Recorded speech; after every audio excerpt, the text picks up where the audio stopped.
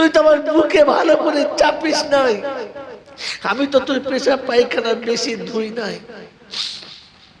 যাদেরকে সারা জীবন বুকে করে মানুষ করেছি তারা বৃদ্ধ বয়সে আমাদেরকে মা বলে ডাকে নাই।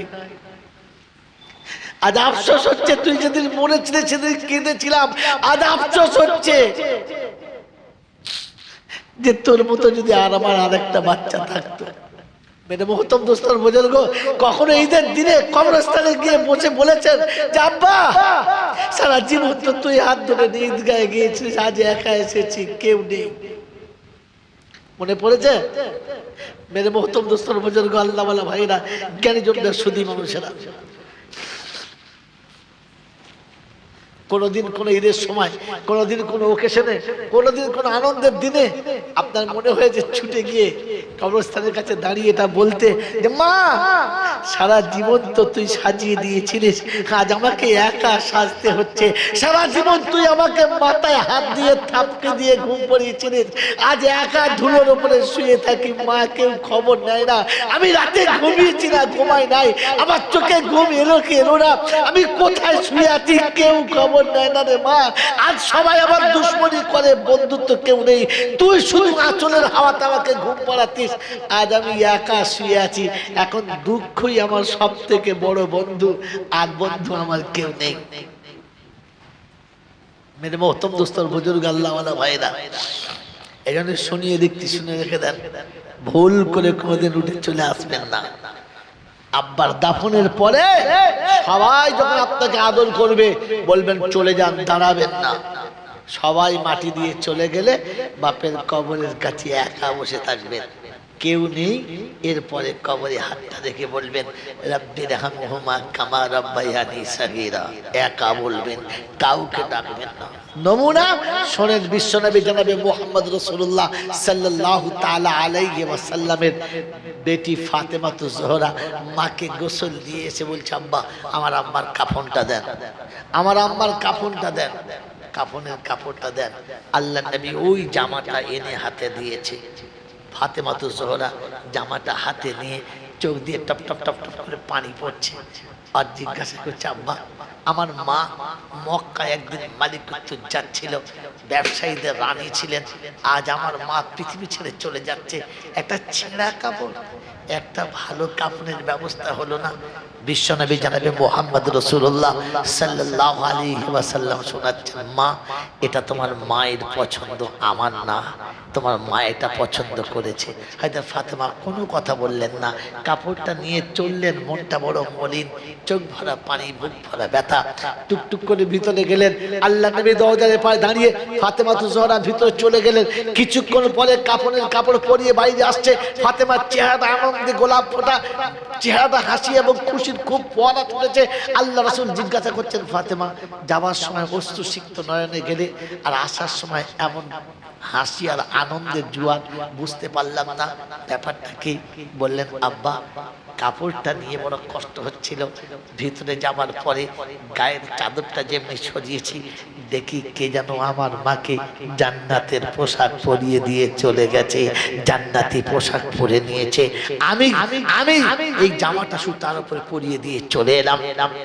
আল্লাহ নবী সাল্লাল্লাহু আলাইহি ওয়াসাল্লাম বললেন ফাতেমা এই জামার মর্যাদা তোমার মা বুঝেছিল, এটা সে জামা যে জামা পরে আমি উম্মতের দুয়ারে দুয়ারে গেছি, এটা সে জামা যে জামা পরে আমি গানে হেরাতে বসে থেকেছি, এইটা সেই জামা যে জামার উপরে জিবরাইল এসে আমাকে বুকে জড়িয়ে নিয়েছে, এইটা সেই জামা যে জামায় পরার পরে কোরআন নাযিল হয়েছে। অতএব এই জামার মর্যাদা তোমার মা বুঝেছিল, আর কেউ না। মেরে মোহতরম দোস্তর বুজুর্গ, বিশ্বনবী জনাবে মুহাম্মদ রাসূলুল্লাহ সাল্লাল্লাহু আলাইহি ওয়াসাল্লাম কবর খননের পরে নিজে কবরের ভিতরে নামলেন, গায়ের মোবারক কাপড়টাকে সরিয়ে দিয়ে কবরের মাটিতে একবার আস্তে করে বুলিয়ে দিলেন, আর কবরের কাছে হাত থেকে বললেন কবরে আমার খাদিজা আসছে, খুব ভয় করে, আমার খাদিজাকে যেন ভয় দেখাস না, আমার খাদিজা আসছে, দেখিস আমার খাদিজার সঙ্গে যেন কোনো দুর্ব্যবহার করিস না। আমার আল্লাহ ভাইরা, জ্ঞানীজনরা সুধী মানুষরা, বিশ্বনবী জানাবে মুহাম্মদ রাসূলুল্লাহ সাল্লাল্লাহু আলাইহি ওয়াসাল্লাম কবরের কাছ থেকে উঠলেন। আম্মা জান খাদিজাতুল কুবরা জানাজার পরে দাফন হলো। সবাই দাফনের পরে মাটি দিয়ে টুকটুক টুকটুক করে চলে গেছে। আল্লাহ রাসূল তখনও দাঁড়িয়ে আছেন, আল্লাহর হাবিব তখনও দাঁড়িয়ে আছেন। গোটা জান্নাতুল মালা খালি হয়ে গেছে। যারা উমরাতে গেছেন, হজে গেছেন, তারা কি দেখে এসেছেন জানি না, কবে গেছেন জানি না। আগামীতে যদি যান তো বলে রাখছি, মনে রেখে দেবেন। আমার আল্লাহওয়ালা ভাইরা, জ্ঞানীজনরা সুধী মানুষরা, আমার সোনামণি মায়েরা বোনেরা, আল্লাহ নবী দাঁড়িয়ে আছেন, সিদ্দিক আকবর, আল্লাহ নবী আর কেউ নেই। আল্লাহ রাসূলের চোখ দিয়ে চরচর করে পানি আসছে, আল্লাহ রাসূলের চোখ দিয়ে দরদর করে পানি আসছে। সিদ্দিক আকবর কাছে গিয়ে বললেন, ইয়া রাসূলুল্লাহ, ইয়া হাবিবাল্লাহ, আপনি যদি এতটা ভেঙে পড়েন, আপনি যদি এতটা ভেঙে পড়েন, উম্মতকে বোঝানোর কোনো জায়গা থাকবে না। আল্লাহ নবী বললেন, সিদ্দিক আকবর, তুমি বুঝতে পারছো না, আমি শুধু খালি খাদিজা হারাই নাই, আমি শুধু খালি একজন বিবি হারাই নাই, আমার এমন একজন বন্ধু হারিয়েছি যার প্রতিদান আমি নিজে দুনিয়াতে দিয়ে যেতে পারলাম না। আল্লাহকে বলেছি, আল্লাহ সকলের ঋণ আমি শোধ করেছি, খাদিজার ঋণ আমি আপনার কিছু পেয়েছি, আপনি আমার খাদিজার ঋণ শোধ করে দেবেন। খাদিজা আমার পিছনে যা খরচা করেছে আমি তার শোধ করার মতো সুযোগ পাই নাই, সে সুযোগ আমার হাতে আসে নাই, আমি আপনাকে সফেদের আমি শোধ করে দেবেন।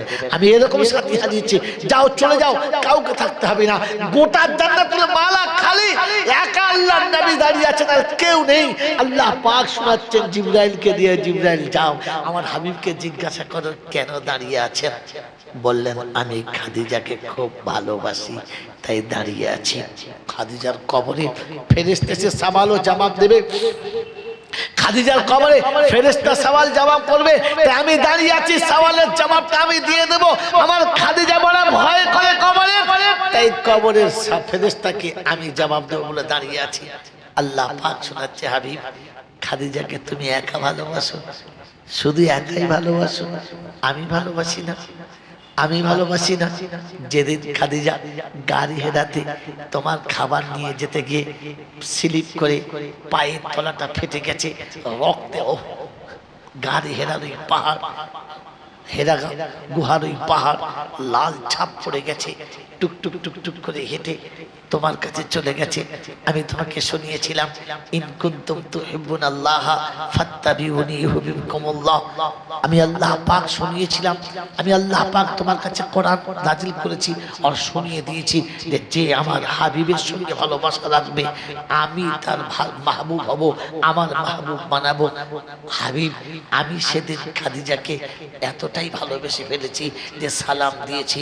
তাই শুনিয়ে দিচ্ছি, শুনে গো, তুমি খাদিজাকে ভালোবাসো বলে কবরস্থান থেকে উঠে চলে যেতে পারছো না, তুমি খাদিজাকে ভালোবাসো বলে খাদিজার কবর ছেড়ে বাড়ি ফিরছো না, তুমি খাদিজাকে ভালোবাসো বলে জান্নাতুল মালা ত্যাগ করতে পারছো না। আর আমি আল্লাহ খাদিজাকে ভালোবাসি বলে আসমানের ফেরেশতা আসমানে দাঁড় করে দিয়ে বলেছি, ওই ফেরেশতা আদম থেকে কিয়ামত পর্যন্ত সকলের কবরে গিয়ে তার সওয়াল ও জবাব দিবি। খাদিজার জবাবটা আমি দিয়ে দিচ্ছি, আমার খাদিজার কবরে যাবি না, আমি জবাব দিয়ে দিচ্ছি। ইয়া রাসূলুল্লাহ, ইয়া হাবিবাল্লাহ, আমার হাবিব আপনি শুনে রেখে দেন, আমার হাবিব আপনি শুনে রেখে দেন, খাদিজার কবরে কিয়ামত পর্যন্ত ফেরেশতা যায় না, আর কোনোদিন যাবেও না। খাদিজার কবরের ফেরেশতাকে আমি এখানে আটকে দিয়েছি, আমি খাদিজার সওয়ালের জবাব দিয়ে দিয়েছি। আল্লাহর নবী সাল্লাল্লাহু আলাইহি ওয়াসাল্লাম টুকরে কেঁদে গেলেন, টুকরে কেঁদে গেলেন আর সিজদায় পড়ে বললেন, আল্লাহ, বললেন হাবিব আমি খাদিজার কবরের সওয়াল জবাবের ফেরেশতা আটকে দিয়েছি, তুমি এতে খুশি না, তুমি এতে রাজি না, তোমার ভালো লাগে নাই?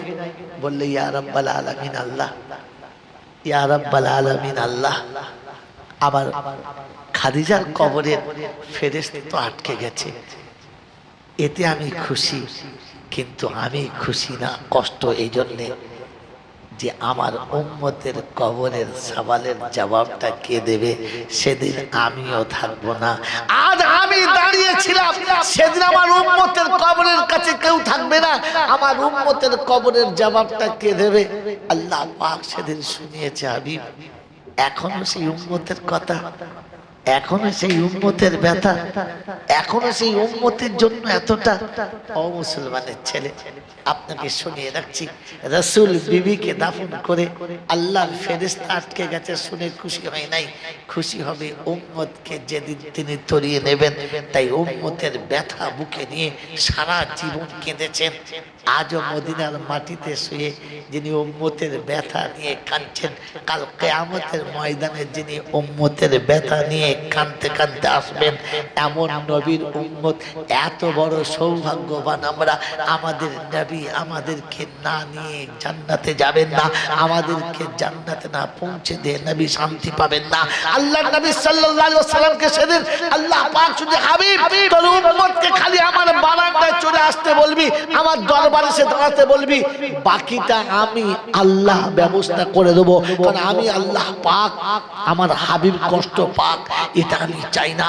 আমার আল্লাহওয়ালা ভাইরা, আমার জ্ঞানীজন্য সুদীমশা সারাটা জীবন রাসূল উম্মতের জন্য দিয়ে গেলেন, সারা জীবন যিনি উম্মতের জন্য দিয়ে গেলেন সেই হাবিব আপনার আমার জন্য নাজাতের রাস্তা করে দিয়ে গেলেন। কারণ ওই কিয়ামতের ময়দান এমন একটা দিন যেদিন পৃথিবীর কোনো আপন আপনার আপন থাকবে না। কোরআন শরীফ যেদিন মা ছেলের জন্য কাঁদবে না, যেদিন বাপ বেটার জন্য কাঁদবে না, আমি আমি আমি আমার বিবিকে বলবো আমি তোকে চিনি না। যে বিবির একটু কষ্ট হলে সহ্য করতে পারি না, আমি আমার কলিজার টুকরা বেটিকে বলবো না না না না আমি তোকে চিনি না, তুই আমি তোর বাপ না, আমি তোকে চিনি না, যা যা। সেদিন মনে হবে বাপ বেটিকে দেখে চিনতে পারবে না, সেদিন বেটা বাচ্চা থেকে চিনতে পারবে না, সেদিন মা সন্তান চিনতে পারবে না। ওরকম কিয়ামতের ময়দান এমন একটা ভয়াবহ সময় হবে।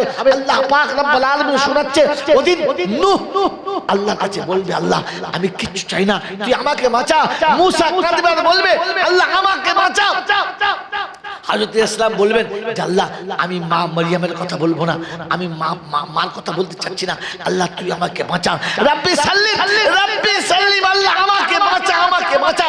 আদম থেকে শুরু করে প্রত্যেকটি নবী যেদিন একটাই কথা বলবে, আল্লাহ আমাকে বাঁচা আল্লাহ আমাকে বাঁচা।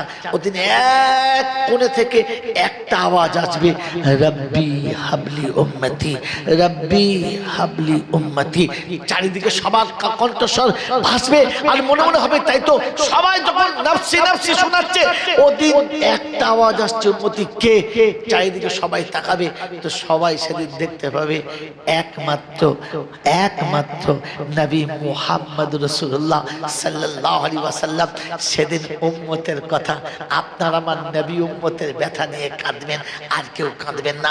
আমার আল্লাহওয়ালা ভাইরা, সেদিন বিশ্ববাসী অবাক হবে, আল্লাহ আজ যদি এই নবীর উম্মত হতাম, আজ নবী সুপারিশের জন্য এসেছে।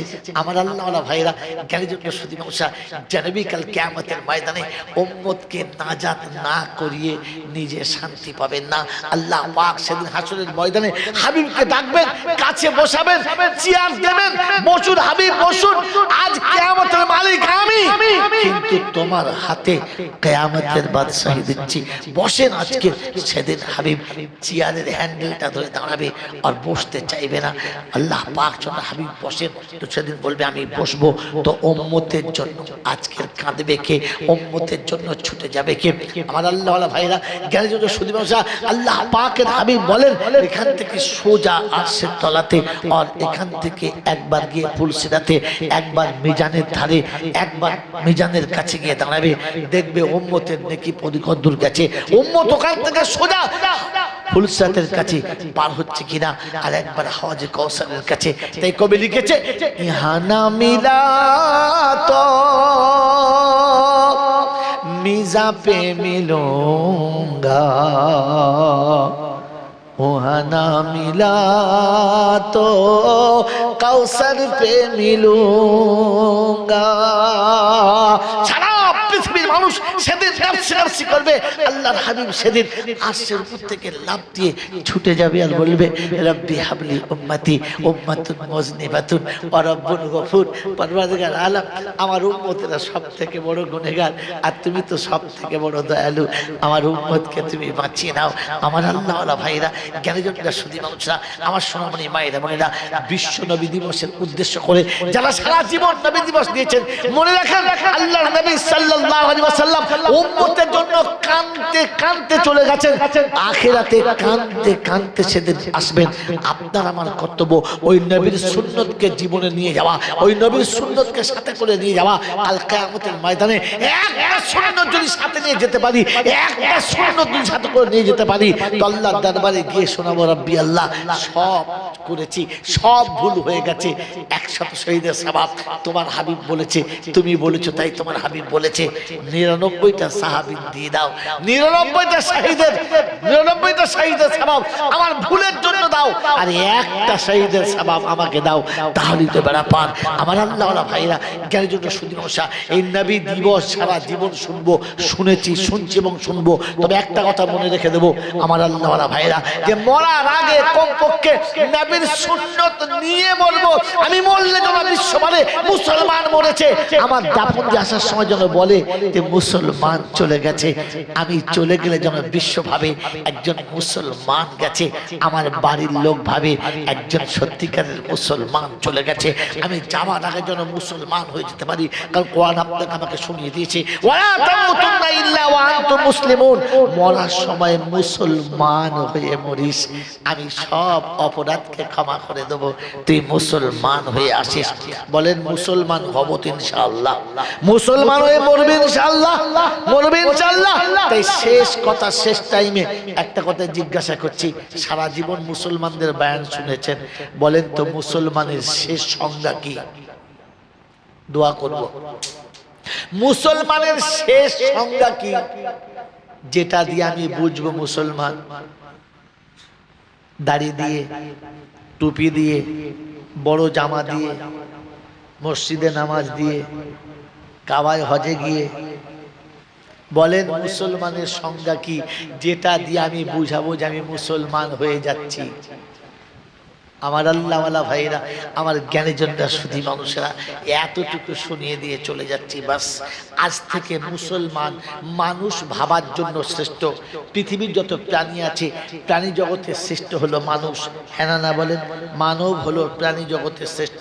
তার কারণ একটাই, যে পৃথিবীর কোনো প্রাণীর ভাবার ক্ষমতা নেই, একটাই ক্ষমতা আছে মানুষের, মানুষ ভাবে। মানুষ কি জোরে বলে? ভাবতে পারে যে কাল কি হবে, কাল কি হবে, আমার কি হবে, ভবিষ্যতে কি হবে, এটা কে ভাবে? জোরে বলে? মানুষ ভাবে। আর কেউ ভাবে? ভাবে না। যারা জানোয়ার হলো তারা ভাবে না, যারা জানোয়ার হলো। জোরে বলে?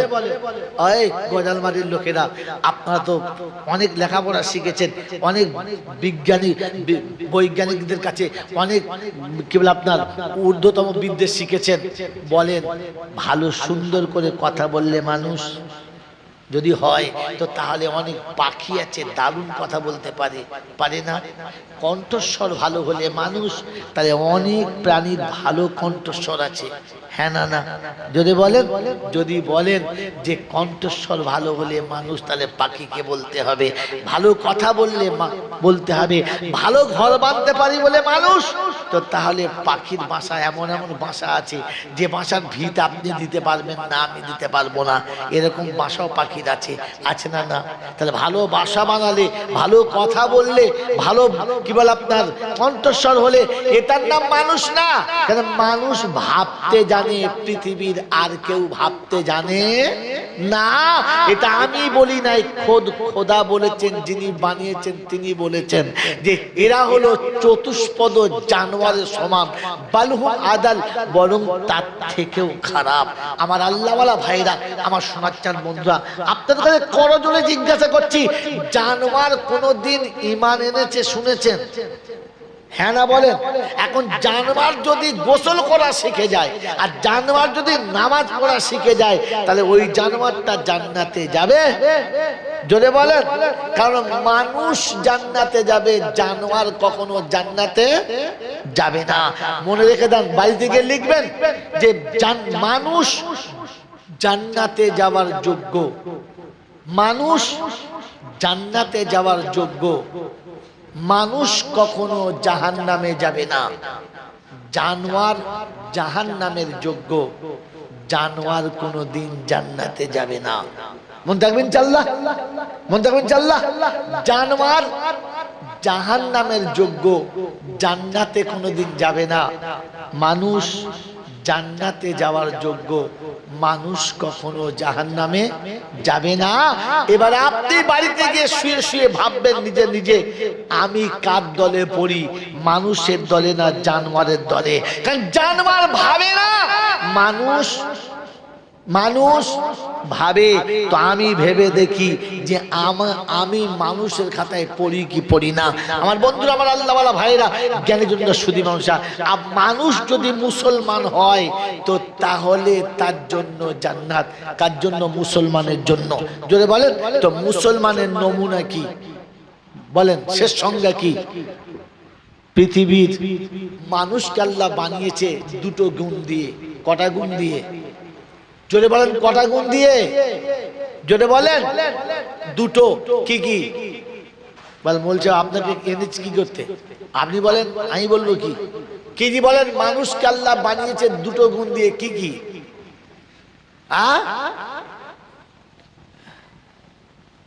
বুঝতে পারি না। আরে আপনাকে কি বলবো, আপনি আপনার লাইফ টাইম শোনেন নাই তো বলবেন কোত্থেকে? আপনার লাইফ টাইম শোনেন নাই, 65 বছর বয়সে আপনি শোনেন নাই। হালাক আল্লাহ পাক শুনিয়ে দিয়েছিল, ইন্নাল ইনসানা খুলিকা হালুয়া। আপনারা বলে না, ইন্নাল ইনসানা খুলিকা হালুয়া ওয়া ইযা মাসসাহু শাররু কানা জাজুয়া ওয়া ইযা মাসসাহুল খায়রু কানা মানুয়া ইল্লাল মুসাল্লিন। আমি হাফেজ সাহেব নয়, ভুল হলে বলবেন, দুঃখ নেই। আল্লাহ পাক শুনিয়ে দিয়েছেন, ইন্নাল ইনসানা খুলিকা হালুয়া, আমি মানুষকে বানিয়েছি বড় নরম নুতরা দিয়ে, বড় নরম জিনিস দিয়ে। ওয়াইদা মাসসাহু শাররু কানা জাজুয়া, একটু কষ্ট পেলে হাউতাস করতে ছাড়ে না। হায় মরে গেলাম, কিচ্ছু নাই, সর্বনাশ হয়ে গেল, আমার আর কিছু নাই। হ্যাঁ না বলে, এমন জুড়ে দেবে আপনি দাঁড়াতে পারবেন না। ছেলে মেয়েরা কথা শোনে না, টাকা পয়সা শেষ হয়ে গেল, আর মাথার যন্ত্রণা, পায়ের যন্ত্রণা, পেটের যন্ত্রণা, আর বলিস না, পাড়ার লোকের জ্বালায় আর বাঁচি না, এমন শুরু করবে, আপনার দাঁড়াতে দেবে না। একটু খালি কষ্ট হলেই হলো।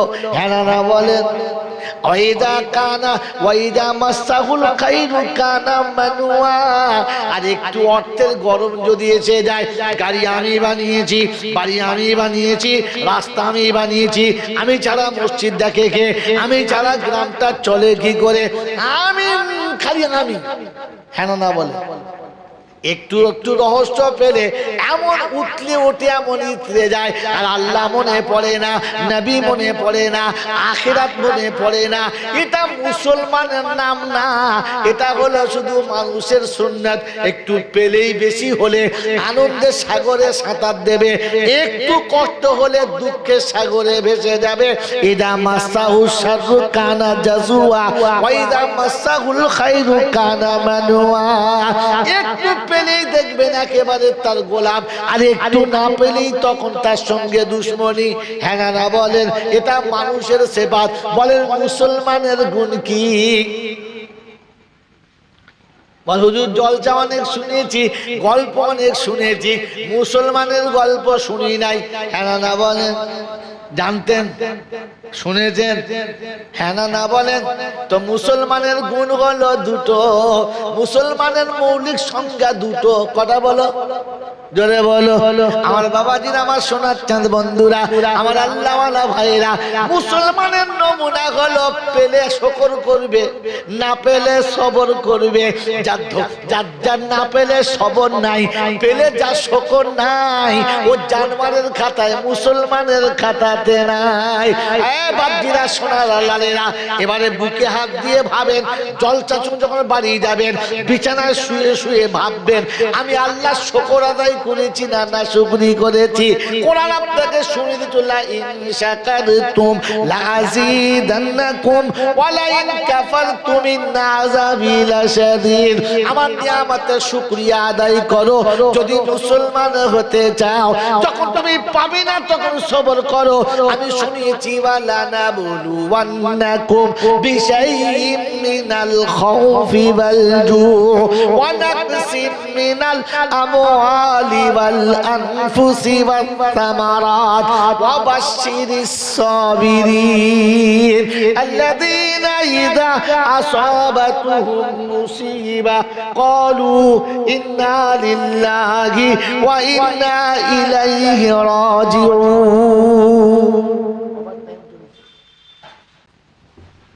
একবার ভেবে দেখেন, খাওয়াবার মালিককে, জোরে বলেন আল্লাহ। এটা শুধু মুখে বলি, কাজে বলি। আমার বন্ধু, আমার আল্লাহওয়ালা ভাইরা, বিবি যেদিন জানবে আমার খাবার মালিক আল্লাহ, ও স্বামীর কাছে বলবে না ইলিশ মাছ দিয়ে ভাত খাবো, দেশি মুরগির ডিম খাবো, হ্যাঁ তোমার বাড়ি এসে শুধু খালি শাক আর ডাল খাবো না, আলু ছানা দিয়ে ভাত খাবো না। বিবি খেতে বসে বিসমিল্লাহি ওয়ালা বারাকাতিল্লাহ খাবার বলবে, রব্বানা এ রুজি তুমি লিখেছো তাই খাচ্ছি, তুমি না লিখলে আমি খেতাম না, কারণ এই খাবার আমার পছন্দ ছিল না, তুমি খাবার তো তাই খাচ্ছি। মাওলানা হাকিম গো, আমার স্বামীর করার কিচ্ছু নেই। তুমি যদি স্বামীর হাতে কোটি টাকা তুলে দিতে, আমরা রোজানা সকাল সন্ধ্যা মুরগি মোসাল্লাম খেতাম। স্বামী গরিব, ওর হাতে তুমি কিছু দাও নাই, তুমি দিলে আমরা পেতাম, তুমি দাও নাই বলি আমি পাই নাই। ওই বিবি স্বামীকে কোনোদিন খারাপ চোখে দেখবে না, স্বামীর প্রতি অনীহা হবে না, স্বামীর পাশে কোনোদিন কোনো খারাপ মনোবাঞ্ছনা নেবে না। স্বামীর বিছানায় বসে বসে স্বামীর পা দুটো টিপে দেবে, মাথায় হাত বুলাবে।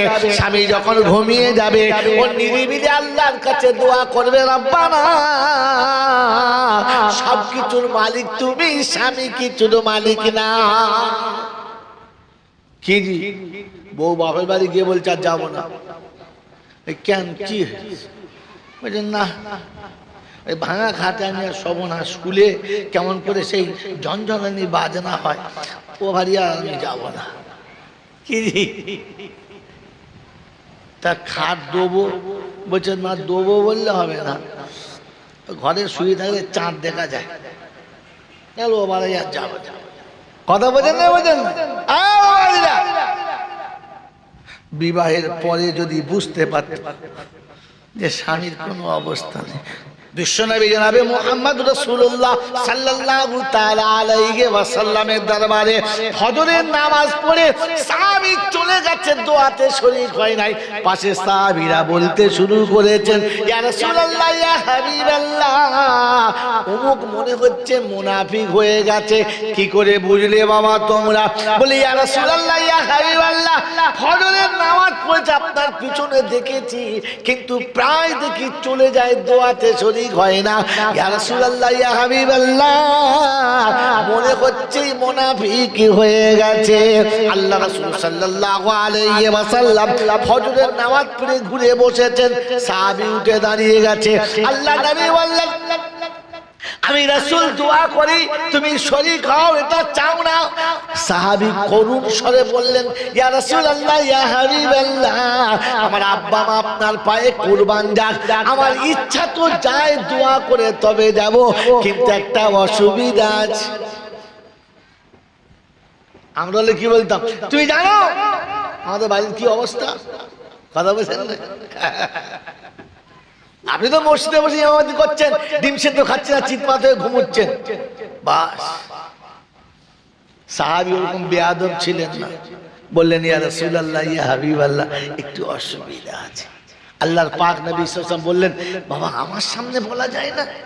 বললি, ইয়া রাসূলুল্লাহ, বলা যায়, কিন্তু কথাটা খুব গোপনীয় কথা, একটু ইতস্তত করছিলাম সবার সামনে। আল্লাহ রাসূল বললেন, আমার কাছে বললেন, ইয়া রাসূলুল্লাহ, ইয়া হাবিবাল্লাহ, ফজরের নামাজ পড়ে চলে এজন্যই যাই।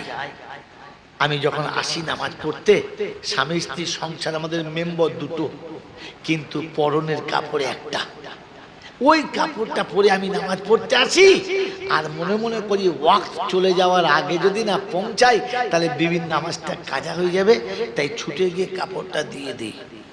আমি আড়ালে বসে, বিবি নামাজ পড়ে নেয়। আল্লাহ রাসূল বললেন, যাও, আল্লাহ তোমাদের বরকত দেবে, যাও। চলে গেলেন, বিবিকে কাপড়টা দিলেন, নামাজ পড়লেন। নামাজ পড়ে বিবি গেলেন, সালাম দিলেন, কিন্তু মুখে হাসি নেই। ভাইরা বোনেরা যারা শুনছেন, ঘটনা শোনাবো আসলে টার্গেট নেই, আপনাদের নোকতাটা শোনাচ্ছি। বিবি এসে সালাম দিয়ে পাশে বসেছেন, তো সালামের জবাব দিয়েছে, মুখে সেই স্বাদ নেই।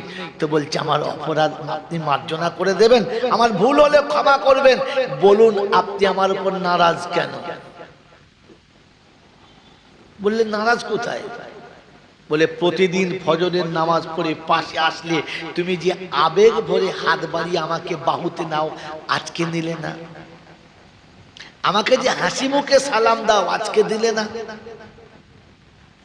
আজকে দিলে না। বললে, আমি তোমার কে হই? আজিব সিন। বিবি জিজ্ঞাসা করছে, আজিব সিন, আপনি আমার কে হন এটা জিজ্ঞাসা করার কি আছে? বলছে, না বলো না। বলছে, কেন, আমি তোমার স্বামী। বললে, আমি স্বামী? আমি তোমার স্বামী? বললে, হ্যাঁ। আপনি আমার স্বামী? বলছে, যে পরনের কাপড় একটা কিনে দিতে পারি নাই আমি, এরপরও আমি স্বামী? এ হলো বিবি। তো স্বামীর পিঠে থাপকে দিয়ে সাব্বাস দিতে বলছে, শোনো, এই জন্য আপনার মনটা খারাপ? বললে, হ্যাঁ। বললে, স্বামী, কাপড়টা তোমার কাছ থেকে পাওয়ার জন্য আমি তোমাকে ভালোবাসি না। তোমার সংসারে গোটা জীবন কাটিয়েছি, তোমাকে সেবা করেছি, যতদিন বাঁচবো ততদিন সেবা করব। দুটো শাড়ি পাবো, চারটে গহনা পাবো, অনেক কিছু অলংকার পাবো, এটা না। স্বামী তোমার সঙ্গে থাকবো, তোমাকে রাজি করব, তুমি খুশি হবে। পৃথিবীর জমিন ছেড়ে চলে যাব, এ কাপড় দেখতে থাকবে না। জান্নাতি পোশাক পরার জন্য অপেক্ষা করে আছি। স্বামীর নাফরমান হয়ে যেন কবরে যাই না, স্বামীর সঙ্গে যেন বেয়াদবি করি না, স্বামীর সঙ্গে যেন কোনোভাবে অন্যায় ব্যবহার করি না। তোমাকে ভালোবেসেছি, তোমার সঙ্গে সংসার করেছি, শুধু আল্লাহকে পাবো বলে, আল্লাহকে রাজি করব বলে, তা না হলে তোমার সঙ্গে সংসারই করতাম না। স্বামী, তুমি এটার জন্য মনক্ষুণ্ণ হবে না। কাপড় পেলাম আর নাই বা পেলাম, সংসারে কিছু থাক বা নাই থাক, আপনার সঙ্গে সম্পর্ক আল্লাহ জুড়ে দিয়েছে। সম্পর্ক যেন বরকরার থাকে, কোন সম্পদে যেন সম্পর্ক কাটে না। আমাদের বউরা হলে কি বলতো, মরণ নয়, বিপদ থেকে এলে বিষ খেতে পারো না, এমন এমন ফতোয়া দেবে যে বিছানায় মরে গেলেও বুঝতে পারবে। মেরে মোহতম দোস্তর বুজুর্গ আল্লাহওয়ালা ভাইরা, জ্ঞানীজনরা, সুধী মানুষ, কারণ বিবি জানে সবকিছু দেওয়ার মালিককে। জোরে বলে, ওই জন্য স্বামীর কাছে অভিযোগ নাই যে আমাকে ভালো শাড়ি দাও, ভালো চুড়ি দাও, ভালো কিছু দাও।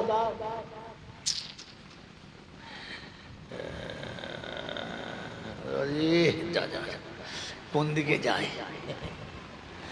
বাবাজিরা, সোনারা, লালীরা, জ্ঞানীজনরা, সুধী মানুষেরা।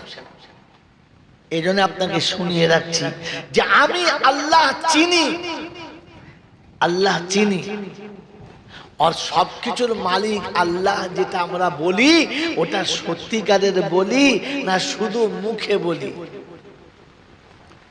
মেরে মোহতরম দোস্তর বুজুর্গ আল্লাহওয়ালা ভাইরা, এই জন্য আল্লাহ পাক রব্বুল আলামিন, আল্লাহ পাক রব্বুল আলামিন আপনাকে আমাকে পরিচয় করানোর জন্য যাকে হেডলাইন করে পাঠিয়েছেন তিনি মুহাম্মাদুর রাসূলুল্লাহ।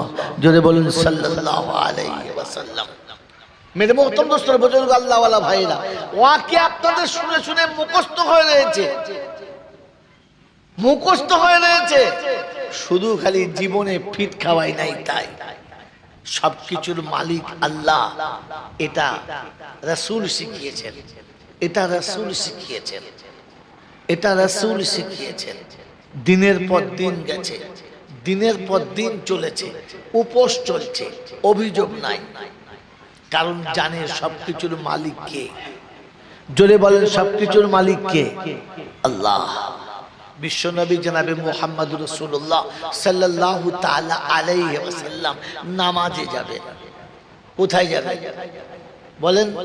নামাজে যাবে, আসরের নামাজে যাবে। আম্মা জান আয়েশা সিদ্দিকা রাদিয়াল্লাহু তাআলা আনহা চুপচাপ দাঁড়িয়ে আছে। যেই পাশ থেকে পাশ হচ্ছে শোনাচ্ছেন, আসসালামু আলাইকুম ইয়া রাসূলুল্লাহ ইয়া হাবিবাল্লাহ।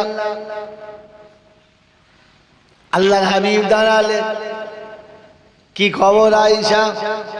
বললেন, ইয়া রাসূলুল্লাহ ইয়া হাবিবাল্লাহ, দুটো কথা আপনার কাছে শোনাবো। এখন টাইম নেই, অন্য সময় যখন তোমার বাড়ি পালা হবে তখন বলবে, বসে বসে সব শুনবো। আম্মা জান আয়েশা বললেন, ইয়া রাসূলুল্লাহ ইয়া হাবিবাল্লাহ, সেই আসরের নামাজ থেকে দাঁড়িয়ে মাগরিব পর্যন্ত দাঁড়িয়ে রয়েছি, একটু দুটো কথা শুনে গেলে হতো না? করুণ স্বরে, বস নরম মেজাজে, ঠান্ডা মাথায় বলেছেন। আল্লাহ রাসূল মনটা একটু নরম হয়েছে, কাছে এসে বললেন, বলো। বললেন, ইয়া রাসূলুল্লাহ ইয়া হাবিবাল্লাহ, কথা দুটো খুব গোপন কথা, খোলামেলা জায়গায় বলা যাবে না। আল্লাহ রাসূল দরজা পর্যন্ত চলে এলেন। আম্মা জান আয়েশা সিদ্দিকা রাদিয়াল্লাহু আনহা রাসূলের মোবারক হাতটাকে ধরে টেনে ভিতরে নিলেন। বললেন, আয়েশা বলো। বললেন, ইয়া রাসূলুল্লাহ, কোথায় বসাবো? কোথায় যে আপনাকে বসাই? ঘরের ভিতরে সেরকম জায়গা নেই, প্রদীপ জ্বালার মতো সেরকম ব্যবস্থা নেই, এখানে বসাবো। একটা জায়গায় দাঁড় করিয়ে বললেন, ইয়া রাসূলুল্লাহ ইয়া হাবিবাল্লাহ, এই কাপড়টা এতটা ছিঁড়ে গেছে যে পরে ফাঁকে বেরোতে পারছি না। আল্লাহ রাসূল বললেন, আয়েশা একটা কাজ করো, সেলাই করে নাও, এখন এই মুহূর্তে হবে না। আমাদের আয়েশা বললেন, ইয়া রাসূলুল্লাহ ইয়া হাবিবাল্লাহ, ওটা সেলাই করেছি, কিন্তু সেলাই করার পরও ফের ছিঁড়ে গেছে। বললেন, আরেকবার সেলাই করো। বললেন, ইয়া রাসূলুল্লাহ ইয়া হাবিবাল্লাহ, সেলাই করতে করতে এমন একটা জায়গায় এসে দাঁড়িয়েছে যে সেলাইয়ের উপরে সেলাই পড়ে গেছে, আর সেলাই করার কোনো জায়গা নেই। আপনারা ব্যবস্থা করলে ভালো হতো, পরনের কাপড়ে একটা তাও ছিঁড়ে গেছে। তো বললেন, আর একটা বার চেষ্টা করো, আমি দেখছি।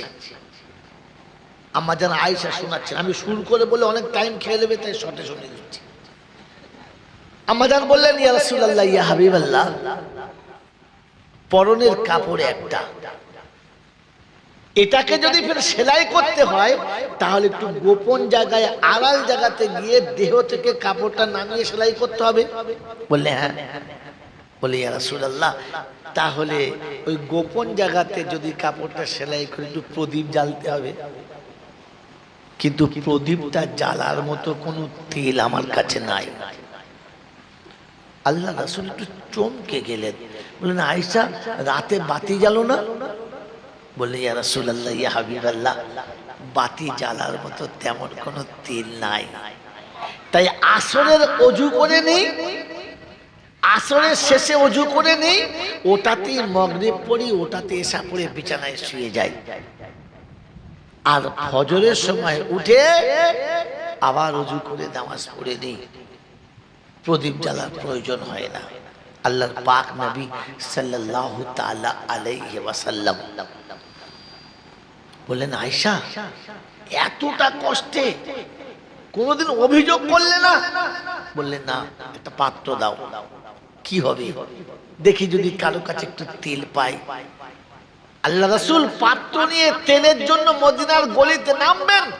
আম্মা জান আয়েশা হাতটা ধরে বললেন, ইয়া রাসূলুল্লাহ ইয়া হাবিবাল্লাহ, আমি একজন নারী, আর আমার জন্য আপনি তেল চাইতে যাবেন, কে দেবে আর কে দেবে না, হয়তো কেউ দুটো কথা বলে ফেলবে, আপনি আমার জন্য কারো কাছে লাঞ্ছিত হন, এটা আমি আয়েশা পছন্দ করি না। একটুখানি আমার কাছে বসে যান, আপনার চাঁদ মুখের আলোতে আমি কাপড়টা সেলাই করে নেব, অসুবিধা হবে না। মেরে মোহতরম দোস্ত বুজুর্গ, হালাত এমন এসেছে যে কোন রকমের ব্যবস্থা নেই, তবু স্বামী কারোর কাছে ছোট হোক এটাতে বিবি রাজি না। এইটাতে বিবি জোরে বলে রাজি না, কারণ তিনি জানতেন এই সব কিছুর মালিক কে? আল্লাহ। এই সব কিছুর মালিক আল্লাহ। তাই স্বামীর উপরে অভিযোগ না। মেরে মোহতরম দোস্ত বুজুর্গ, আল্লাহওয়ালা ভাইরা, আজকে সেই নবী দিবসের মাস, আর আমি আপনি সারা জীবন শুধু খালি নবী দিবসই করে গেলাম, কিন্তু আমার জীবনে নবী দিবস এলো কিনা এইটা একবারও দেখলাম না। 64 বছরের জীবনে শোনাতে বলছিলেন, 64 বছরের জীবনে শুনতে গেলে আপনারা তো কমপক্ষে 64 দিন লাগাতে হবে। আপনি তো 64 দিন দূরের কথা, 64 ঘন্টাও বসতে পারবেন না। কি বসা সম্ভব?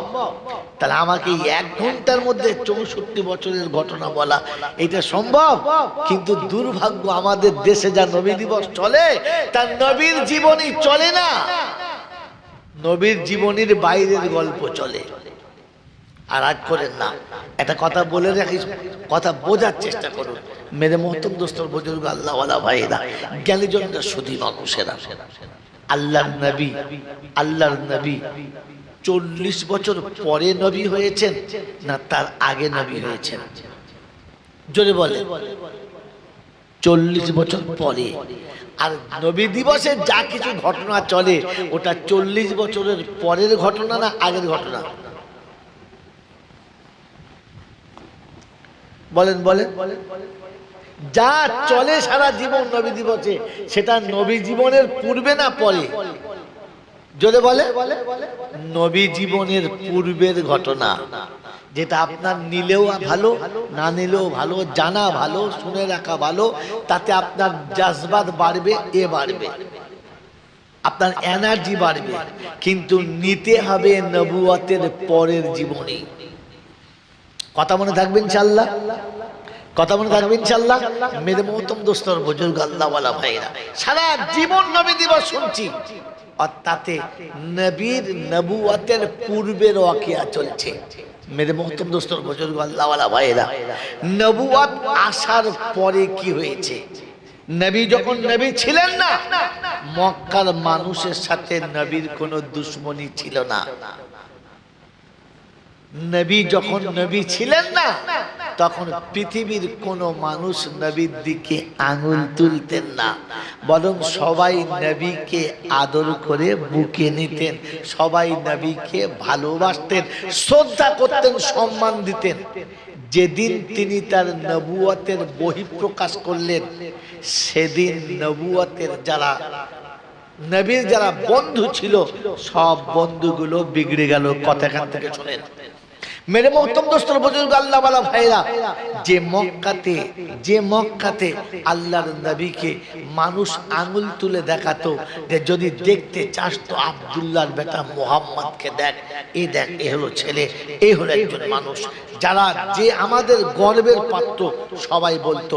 কিন্তু যেদিন রাসূল বলেছেন লা ইলাহা ইল্লাল্লাহ মুহাম্মাদুর রাসূলুল্লাহ, সেদিন কিন্তু ওই বন্ধুগুলো সব আপনার বিগড়ে গেছে। মেরে মোহতরম দোস্তর বুজুর্গ, আল্লাহওয়ালা ভাইরা, অতএব নবুয়ত সাথে নিতে গেলে বন্ধুত্ব বিগড়াবে, নবুয়ত সাথে নিতে গেলে আত্মীয়তা বিগড়াবে, নবুয়ত সাথে নিলে স্বার্থে ঘা পড়বে, নবুয়ত সাথে নিলে আপনার চোখের পানি পড়বে, নবুয়ত সাথে নিলে আপনাকে লাঞ্ছিত হতে হবে। এটা হলো নবী দিবসের প্রথম সূচনা। মেরে মোহতরম দোস্তর বুজুর্গ, আর আপনার কাজ হলো সমস্ত অন্যায়কারীর অন্যায়কে সহ্য করে নিয়ে, তার প্রতিবাদ না করে, তার বিপক্ষে কিছু শাসন না করে, বরং রবের সঙ্গে সম্পর্ক জুড়ে দেওয়া। পরওয়ারদিগারে আলাম, মাবুদ আমি তো তোর কথাটা এতদূর নিয়ে গেছি, কিন্তু বান্দার হালাতেই আল্লাহ তুই ওদেরকে সোজা পথে নিয়ে আয়। মেরে মোহতরম দোস্ত বুজুর্গ, আপনি উত্তেজিত হতে পারেন না, আপনি কারোর উপরে আঙুল তুলতে পারেন না, আপনি প্রতিশোধের জন্য বিকল্প ব্যবস্থা নিতে পারেন না, আপনি হাত তুলতে পারেন। কোরআন শুনছি وعباد الرحمن الذين يمشون على الأرض حونا وإذا خاطبهم الجاهلون قالوا سلاما الذين يبيتون لربهم سجدا وقياما الذين يقولون ربنا اصرف عنا عذاب جهنم إن عذابها كان غراما। বিশ্ববাসী শুনে রাখো, আমি আল্লাহ যাকে বান্দা বলে স্বীকার করেছি তার প্রথম নমুনা হলো মাথাটা নিচু হবে, নরম মেজাজে কথা হবে। দুশমন যখন তার উপরে অত্যাচারের বন্যা বহাবে, একটাই কথা শুধু বলবে, একটাই কথা বলবে, সালামা কলু সালামা। রাত যখন গভীর হবে, বিশ্ব যখন ঘুমিয়ে যাবে, বিশ্বের দরবার যখন বন্ধ হবে, রবের দরবারে হাত তুলে কেঁদে বলবে, রব্বানা রব্বানা আসরিফ আন্না আযাব জাহান্নাম ইন্না আযাবাহা কানা গরামা। অপরাধগার আলম মাওলাই হাকিম গো, হাত তোমার দরবারে তুলেছি, ভাইকে মুসিবতে ফেলবেন না, দেশের মানুষকে বিপদে ফেলবেন না, বিশ্ববাসীকে কোনো কষ্ট দেবেন না। আমি আপনার দরবারে দুটো হাত তুলেছি, আয় আল্লাহ ওদের ভুলগুলোকে আপনি মাফ করে দিন। ওরা সব কথা জানে না, ওদেরকে আমি বুঝাতে পারলাম না, কমি আমার কাছে, খামি আমার কাছে, অপরাধ আমি করেছি, ওই অপরাধের জন্য ওদেরকে আপনি দোষী বানাবেন না। কি গো বাবাজি, আপনি নবী দিবসে সারা জীবন আসছেন, এখনো কাউকে ক্ষমা করতে শিখলেন না, কাউকে ক্ষমা করতে শিখলেন না। বিশ্বনবী জনাবি মুহাম্মদুর রাসূলুল্লাহ সাল্লাল্লাহু তাআলা আলাইহি ওয়াসাল্লাম উহুদের প্রান্তরে রক্তাক্ত হয়ে গেলেন, রক্তাক্ত হয়ে গেলেন, দাঁত ভেঙে গেছে, কপাল ফেটে গেছে। এরকম রক্তাক্ত অবস্থায় আল্লাহর নবী সাল্লাল্লাহু আলাইহি ওয়াসাল্লাম উম্মতের জন্য দোয়া করছেন, আল্লাহ তুমি ওদেরকে ক্ষমা করে দাও, ওরা আমাকে চিনতে পারে নাই, ওরা আমাকে বুঝতে পারে নাই। আল্লাহর নবী সাল্লাল্লাহু আলাইহি ওয়াসাল্লাম দরবারে ফিরেছেন, বেটি জিজ্ঞাসা করছে, আব্বা আব্বা ওরা আপনাকে এরকম মেরেছে, আপনি কিছু বললেন না? আল্লাহ নবী বললেন, ছেড়ে দাও মা। আর একটা বেটি এলো, কি করে মারলো আপনাকে এরকম করে? বললেন, বাপ ছেড়ে দাও। আর একটা বেটি এলো, একটাই কথা, আপনি বদদোয়া করতে পারলেন না, ছেড়ে দাও। শেষ বেটি এলেন, ছোট্ট মেয়ে হযরত ফাতেমা জোহরা এলেন, সব দেখলেন, চোখ দিয়ে টপ টপ টপ টপ করে পানি পড়ছে। আল্লাহ রাসূল বসে আছে, গায়ে হাতটা বুলাচ্ছে আর বলছে, আব্বা আমি কি করে সহ্য করব বলো তো? সবাই বলেছে, আপনি কি করে সহ্য করলেন? কেন আপনাকে মারলো? কেন বদদোয়া করলেন না? হযরত ফাতেমা জোহরা এসে বললেন, আব্বা আমি কি করে সহ্য করব বলেন তো? আপনার উপরে যে অত্যাচার চলে গেছে, আমি কি করে সহ্য করব? এই শব্দটা কে বলে? এই শব্দ কে বলে? মা। কে বলে? সবাই সহ্য করে নিয়েছে, মা এসে বলে, আমার বাচ্চার উপরে অত্যাচার, আমি মা কি করে সহ্য করব? আল্লাহর পাক নবী সাল্লাল্লাহু তাআলা আলাইহি ওয়াসাল্লাম হযরত ফাতেমা জোহরাকে কোলের কাছে টেনে দিলেন আর বললেন, মা চুপ করো। আল্লাহর নবীকে ঘরের ভিতরে নিয়ে গেলেন, ঘরের ভিতরে নিয়ে গেলেন, পানি গরম করলেন আর বললেন, দরজা বন্ধ করে দাও, দরজা বন্ধ করে দাও। আল্লাহ রাসূল বলছেন, কেন বাইরে বসে আছি, আমার শরীরটা পরিষ্কার করে দেওয়া হবে না? আমাদের ফাতেমা তো জোহরা শোনাচ্ছে, আব্বা বাচ্চা ছোট থাকলে বাইরে গোসল দিতে হয়, বড় হয়ে গেলে ভিতরে আনতে হয়, বাইরে নয়। আমাদের দেশের নিয়ম কি? ছোটবেলায় ছেলেরা ঘরের ভেতরে গোসল করে, আর বুড়ো কটা বলেন না ইটেন্ডার ঘাটে করে, যেন ওপার থেকে বুঝতে পারে হ্যাঁ লাইট জেলে পুকুরে নামছে। ছি ছি ছি, লজ্জা নাই। মরার পরে ঘরের ভেতরে নিয়ে যায়।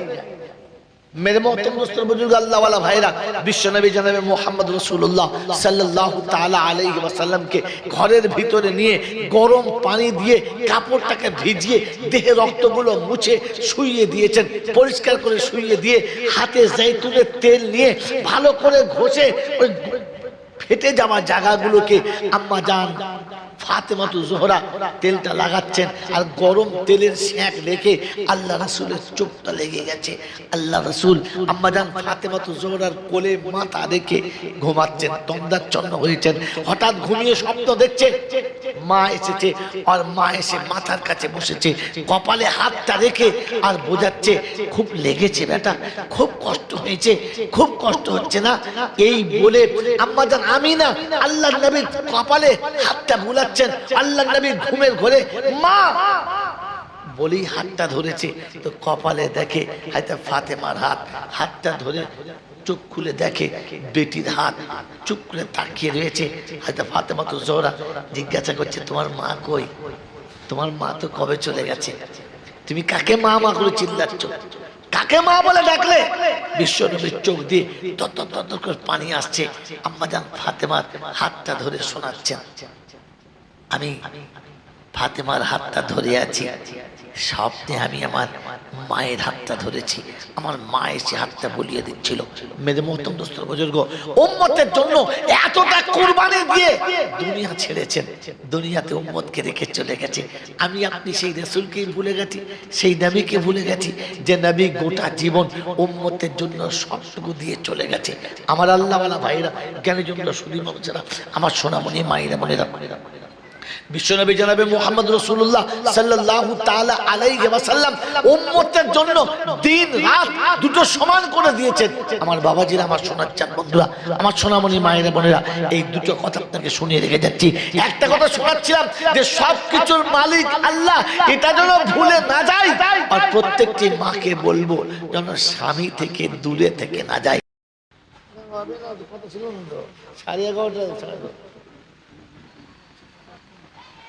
ওরে বাবা রে বাবা রে বাবা রে, ও বাবাজিরা, আমার আল্লাহওয়ালা ভাইয়েরা, জ্ঞানীজনরা, শুধু মানুষেরা, আল্লাহ পাক আপনাকে শুনিয়ে দিয়েছেন।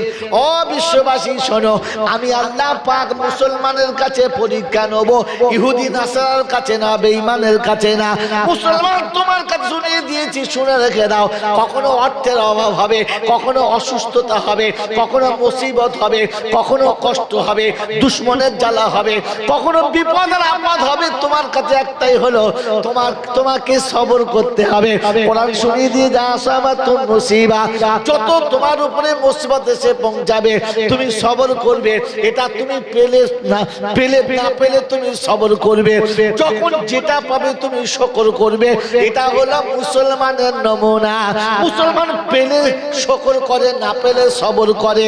ও বাপজিরা, গোজালমারির আল্লাহওয়ালারা বলেন, আমরা শুকর করি কি করি না? পেলে শুকর আদায় করি কি করি না? কথা বলেন, পেলে শুকর আদায় করি? হ্যাঁ না না বলেন। যদি পেয়ে থাকি শুকর আদায় করি, তাহলে হাত তুলে নিজে নিজে বলতে হবে না।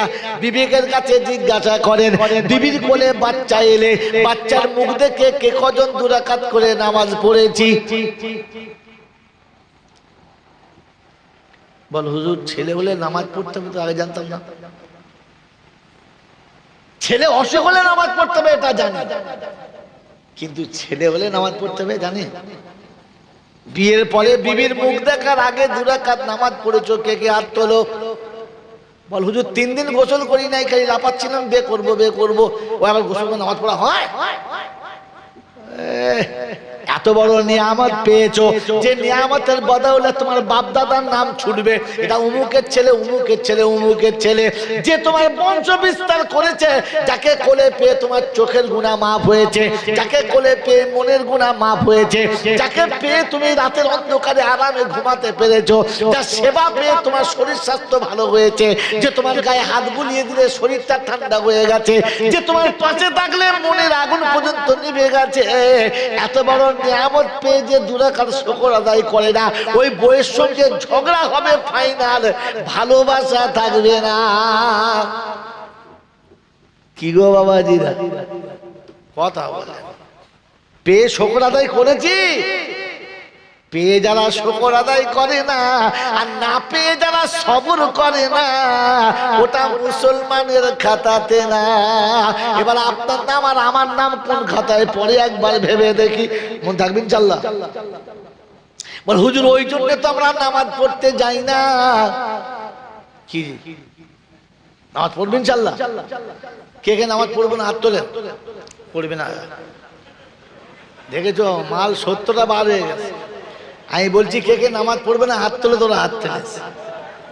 বোঝেন ওই এখানে আছে মনে হচ্ছে, জলছে আছে মনে হচ্ছে, জল চায় নাই খালি তালে চলে গেছে মা। আমার আল্লাহওয়ালা ভাইরা জ্ঞানী জনরা শুধু মানুষেরা চলে এসে যাও, কে কি বললাম না আমাদের হুজুর চলে এসে, পিসার চলে এসে, আর কিছু হবে না। তবে যাবার সময় একটা কথা বলে দিয়ে যাচ্ছি, শেষ কথা, আপনাদের রাগ হলে হলো আর কষ্ট হলে হলো, সত্য কথা বলেন, এই পৃথিবীতে আল্লাহ যত প্রাণী বানিয়েছে, কোন প্রাণীর নাম নিলে মানুষের ঘৃণা লাগে? বলেন না, কোন প্রাণীর নাম নিলে মানুষের ঘৃণা লাগে? ওই প্রাণীর নাম কি? শুয়োর। কি নাম বললে? শুয়োর। আচ্ছা কাউকে যদি বলে শুয়োরের বাচ্চা, ছেলেটা খুশি হবে তো? কথা বলে খুশি হবে? হবে না। কিন্তু যদি বলে বাঘের বাচ্চা, তাহলে খুশি হবে। কিন্তু দুটোই জানোয়ার, ওর খবর নাই। বাঘটাও জানোয়ার আর শুয়োরটাও। তা আপনি বাঘের বাচ্চা বলে খুশি দিয়েছে, কতটা অবুঝের খাতায় এটা গেল। আচ্ছা চলে যাবো, ও দিকটা ছেড়ে দেন। এবার আপনাকে যেটা বলার জন্য বলছি, পৃথিবীতে যত প্রাণী পাঠিয়েছে সব থেকে নিকৃষ্ট প্রাণী হিসেবে আমরা জানি শুয়োর। শুয়োরের নাম দিলে অনেকে বলে জবান নাপাক হয়ে গেছে, অজুকর। বলে না? বলে না?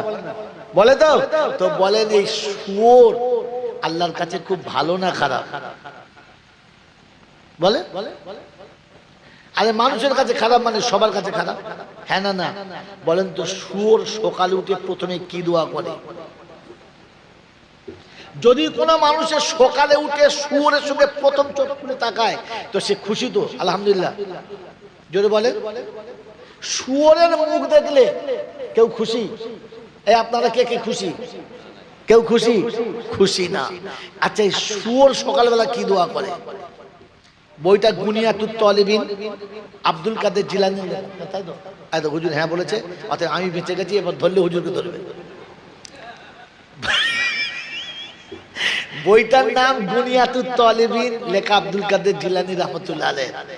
প্রত্যেক দিন সকালবেলা ঘুম থেকে উঠে প্রত্যেকটি প্রাণী আল্লাহর কাছে যার যা মন যায় দোয়া করে, কিন্তু শুয়োর ঘুম থেকে উঠে চোখ বন্ধ করে দোয়া করে। শুয়োর ঘুম থেকে উঠি চোখ বন্ধ করে দোয়া করে, আল্লাহ আপনি আমাকে শুয়োর করেছেন তাতে আমার দুঃখ নেই, কিন্তু চোখ খুলে যেন বেনামাজিকে দেখতে না পাই, কারণ ও আমার থেকেও বড় শুয়োর।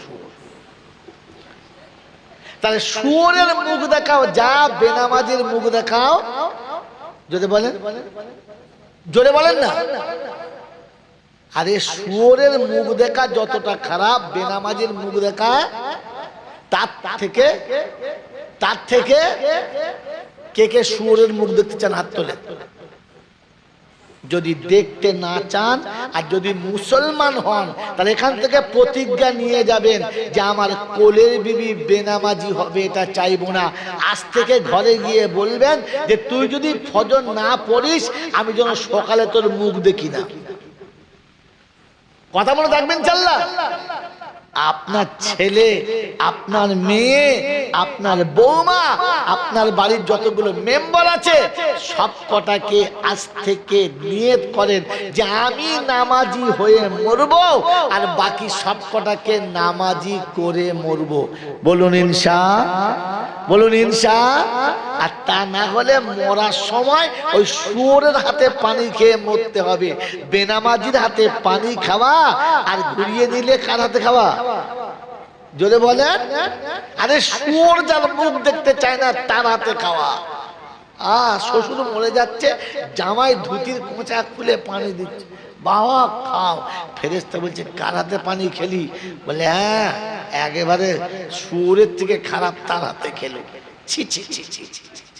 এই জন্য মেরে মোহতরম দোস্তর বুজুর্গ, আল্লাহর কাছে দোয়া করেন যে আল্লাহ শুয়োরে যার মুখ দেখতে চায় না, কারণ ওর মুখ দেখে ওটা মানে বেবরকতির আলামত, আপনার বেবরকতির আলামত। এই জন্য নিয়ত করেন যে আমি নামাজি হব আর বাড়ির সবাইকে নামাজি বানাবো, 5 ওয়াক্তের নামাজ মসজিদে পড়বো আর কমপক্ষে বাচ্চাদেরকে মসজিদে আনার চেষ্টা করব। আল্লাহ আমাদের সকলকে মুসলমান হওয়ার, পেলে শুকর করার, না পেলে সবর করার, আর আজান হলে মসজিদে যাবার তৌফিক দান করুক। বলুন আমিন। ওয়া আখির দাওয়ানা আনিল হামদুলিল্লাহি রাব্বিল আলামিন। মুহাব্বতে দরুদ শরীফ। আল্লাহুম্মা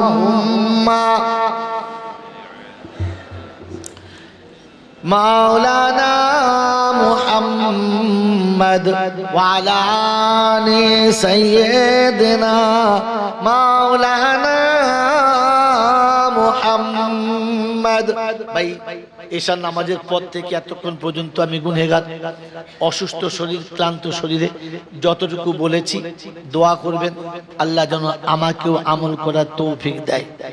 আরেকটা কথা শুনিয়ে যাচ্ছি, দোয়া করবেন। অসুস্থ রয়েছি, এই অবস্থাতেই আগামী সোমবার ইনশাআল্লাহ একটু রাসূলের দরবার পর্যন্ত যাওয়ার ইচ্ছা আছে। সোমবার ইনশাআল্লাহ ফ্লাইট, আল্লাহ যেন সহি সালামতে পৌঁছানোর আর সেখানে গিয়ে জান ভরে সালাম দেওয়ার তৌফিক দান করে। বলে না আমিন। আপনারা আল্লাহর ওলিদের এলাকার লোক, কার দোয়া কখন লেগে যায় বলা যায় না, কার দোয়া কখন লাগে বলা যায় না। এই জন্য সকলের কাছে বললাম, আর এই শেষ সময়ে কখন চলে যাব কেউ জানে না, তবে দোয়া করেন যেন যাওয়ার সময়তে আল্লাহর রাস্তায় চলতে চলতে যেতে পারি, যেন কবরে গিয়ে শুলে যেন মানরব্বুকা বলে দুর্বুকা ঘর থেকে বাইরে চলেছে, মানরব্বুকা কি বলবো, এই রাস্তায় ছিল ধরলে এলি আমাকে, কথা বোঝেন নাই? হ্যাঁ, বাড়িতে বসি তো জবাব সওয়াল জবাব হবে, রাস্তায় ধরলে আর কি হবে, রাস্তায় ধরলে আর কি হবে, কথা বোঝেন না? হ্যাঁ, এই জন্য আল্লাহর কাছে দোয়া করি আল্লাহ যেন সফরের হালাতে, হ্যাঁ, মরণের সময় শাহাদাত নসিব করে। সকলে বলি আমিন। দরুদ শরীফ আল্লাহুম্মা। আসুন ভাই, আপনার আসুন, আমাদের